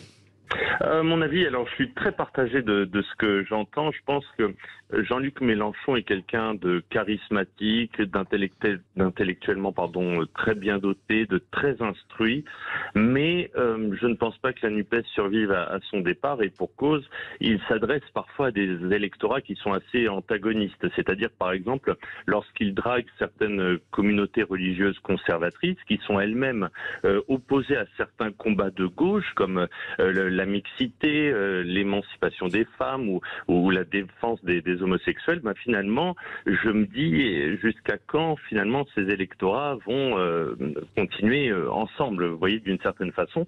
Après, sur un point de vue plus bilan, on a vu quand même que l'obstruction parlementaire avait quand même empêché l'Assemblée nationale de se prononcer sur la réforme des retraites, donc on ne peut pas dire que c'est un bilan formidable aussi sur le fond. Donc je suis un peu partagé en fait. Un mot, Françoise Degois et Bruno Cotresse, pour répondre à Antoine. Je voudrais quand même rappeler que Jean-Luc Mélenchon n'est pas une ovni, il s'inscrit dans une grande tradition de la gauche, qui n'a rien à voir d'ailleurs avec l'extrême gauche. Il faudrait qu'on se mette un jour d'accord. C'est une facilité de dire que c'est l'extrême gauche. Ça n'est pas l'extrême gauche, Jean-Luc Mélenchon. Il s'inscrit dans une tradition tout à fait classique, pas révolutionnaire, mais en tout cas de transformation progressiste. Il n'y a rien d'extraordinaire. Quand vous regardez le programme de Jean-Luc Mélenchon en 2022 et que vous regardez celui de Mitterrand, les mots qu'employait Mitterrand pendant la campagne, je vous assure que Mélenchon, c'est presque un centriste mou. Donc, je caricature. Mais il y a l'histoire de Mélenchon, mais il y a l'histoire de la gauche. Mélenchon, il porte des idées très simples de la gauche que tout socialiste. Je suis pas d'accord avec toi. Je pense que Olivier Faure a pris vraiment de l'épaisseur grâce à ce combat. C'est celui peut-être le seul. Donc, tout socialiste, toute personne de gauche qui veut la transformation peut se reconnaître dans Jean-Luc Mélenchon. Après, je ne sais pas s'il disparaîtra. Vous savez, à chaque fois, l'année qui suit la présidentielle de Mélenchon, on dit qu'il va disparaître et puis il refait 20% à chaque présidentielle. Alors... Allez, vous restez avec nous, Bruno Cotresse, vous nous lâchez pas tout de suite. 0826 300 300. On fait une petite pause, on revient dans un instant. La suite de ce débat tout de suite. Les vraies voix Sud Radio, 17h-20h, Philippe David, Cécile de Ménibus. Chers amis, Philippe Bilger, Françoise Degois et Sébastien Ménard et Bruno Cotresse, que nous avons gardé avec nous, bien sûr, et on revient sur cette question un an après la création de la NUPES. Comment jugez-vous leur action? Est-ce qu'elle est efficace, contre-productive, outrancière ou rassembleuse? Effectivement, c'est très réducteur ce qu'on dit, mais au moins vous pouvez commenter sur notre compte Twitter. Pour l'instant, vous dites plutôt outrancière à 56% et contre-productive à 31%. Merci en tout cas à Bruno Cotresse d'être resté avec nous avec cette question de Yann, ou cette réflexion qui nous appelle au 0826 300 300. Bonsoir Yann. Bonsoir Yann. Oui, bonsoir à toute l'équipe. Alors, pour commencer, avant de fâcher Françoise, je vais vous souhaiter un bel anniversaire. Oh, merci Yann. Je sens qu'on va pas être d'accord politiquement, mais ça me fait tellement plaisir. Merci, cher Yann. Je sais que nous sommes à l'opposé politique. C'est pas grave, mais on s'en fout, on s'aime quand même. Merci. Merci, vive la République. Maintenant, très clairement pour moi, la NUPES, et je l'ai déjà dit sur cette antenne, pour moi, c'est un jeu de dupes. C'est très clairement des arrangements entre amis pour pouvoir avoir des postes de députés et autres, voilà. sur des gens qui sont d'accord sur rien du tout. Où on mêle de la gauche jusqu'à l'extrême gauche, n'en déplaise, vous en déplaise Françoise, mais pour moi il y a effectivement une extrême gauche. D'ailleurs, on accorde que l'extrême gauche, que toutes les gauches se réunissent, y compris les extrêmes, mais je pense que la gauche serait les premiers à monter au créneau si demain la droite s'alliait au Rassemblement national, enfin au Front national, parce qu'on nous dirait qu'il ne faut pas s'allier aux extrêmes. Yann, est-ce que je peux juste faire... Attendez, laissez-le finir. Ouais, non, mais juste faire un point de méthode. Du coup, vraiment pour moi, du coup, cette alliance de la carpe et du lapin, parce qu'on est dans des gens qui s'entendent sur rien, qui ne sont pas d'accord au niveau de l'Europe, qui ne sont pas d'accord sur tout un tas de choses, mais qui arrivent à se mettre là. Et effectivement, comme disait Antoine tout à l'heure, et je suis complètement d'accord avec lui, cet accord de la NUPES, ça a aussi fait ce qui s'est passé avec les retraites à l'Assemblée nationale, en empêchant, avec une multitude d'amendements, de pouvoir voter les textes. Yann, donc automatiquement, ça pose un problème. Yann, on va faire réagir Bruno Cotresse, il nous reste 2 minutes. Vas-y. Ce que dit Yann, c'est intéressant parce que Sébastien Ménard le disait sur l'Europe. Europe Écologie Les Verts est fédéraliste. Le Parti communiste français est pas du tout fédéraliste, même avec un peu de souverainisme dedans. Pareil pour LFI. Est-ce que l'épreuve de vérité, c'est pas les prochaines européennes? Comme la droite Non, parce que les élections européennes, aux yeux des Françaises et des Français, ne sont pas les élections décisives. Et elles vont compter, mais c'est pas l'élection décisive, vraiment. Et le fait que la gauche soit diversifiée sur la question de l'Europe ne date pas d'hier. Il y a toujours eu un rapport différencié entre socialistes et communistes à l'époque. Sur Maastricht notamment. Voilà, sur Maastricht, sur la question de l'Europe. À droite aussi, il y a des divisions sur l'Europe. Ça n'a pas empêché les gaullistes et les centristes de gouverner ensemble, alors que sur l'Europe... Mais maintenant, il n'y en a plus à droite. Voilà, tout le monde chez LR est pour l'Europe. Oui, mais même si on mettait aujourd'hui un gouvernement macroniste et LR, on verrait que peut-être sur les questions européennes... Ça taperait, tu sais. Voilà, il n'y a pas exactement la même sensibilité. Ensuite, deuxième point, le fait qu'une coalition électorale soit des arrangements entre amis. Bien sûr, c'est la fonction d'une coalition électorale, c'est de gagner des sièges. Le jeu, c'est de gagner des sièges aux élections. Par contre, je ne partage pas du tout l'idée que c'est un gain de sièges qui est uniquement pour s'accaparer le pouvoir, pour pas défendre des valeurs ensemble. Mais non, les hommes et les femmes politiques, c'est un mélange de conviction, de sincérité et de stratégie. C'est inéluctable. C'est les deux ensemble. C'est des stratèges. Ils veulent gagner des sièges. Oui, d'accord, mais il y a de la conviction. Et dans la conviction, entre les différentes sensibilités de la gauche, il y a quand même la justice sociale, l'idée d'une société plus égalitaire. Ça va diverger à un moment donné sur les moyens. La taxation, voilà, les moyens, mais l'objectif, la justice sociale, et puis la transformation culturelle de la société, les droits nouveaux. Un peu l'émancipation, dirait Macron. D'une certaine manière. Oui, la bataille culturelle de Gramsci, en fait. Voilà, et sur ces deux thèmes, il y a quand même pas mal de ciment entre les sympathisants. Alors, au niveau des appareils politiques, ça peut diverger pour des raisons stratégiques, être le premier, avoir plus de postes que l'autre. Notamment ce qu'on appelle dans la gauche la lutte des places. Confère Fabien Roussel, la tentative de chevaucher en solitaire de Fabien Roussel, qui bien sûr n'ira nulle part. C'est le mot de la fin de la joie de Françoise Degois. Merci beaucoup, en tout cas. Merci beaucoup, Bruno Cotresse, d'avoir été avec nous, politologue, chercheur au CNRS et au CEVIPOF. Merci Philippe Bilger. Bon anniversaire, ma Françoise. Oui, bon anniversaire. Merci de vos cadeaux et merci aux auditeurs. N'oublie pas tes 70 bougies, quand même. Quel macroniste, celui-là. Merci aux auditeurs, vous êtes tellement gentils. Et puis merci à cette équipe que j'adore et que j'aime. Je vous le dis pas assez. Je vous fais croire que je vous aime pas, mais en fait, je vous aime. Mais nous aussi, on vous aime, Françoise Degois. Quand vous parlez moins fort, on vous aime beaucoup. Allez, on vous embrasse. Allez, dans un instant, on va parler automobile. Mais ma Françoise, vous savez comme je vous aime. Allez, 0826 300 300, on reste avec Philippe David jusqu'à 20h. On va vous parler automobile et Alfa Romeo.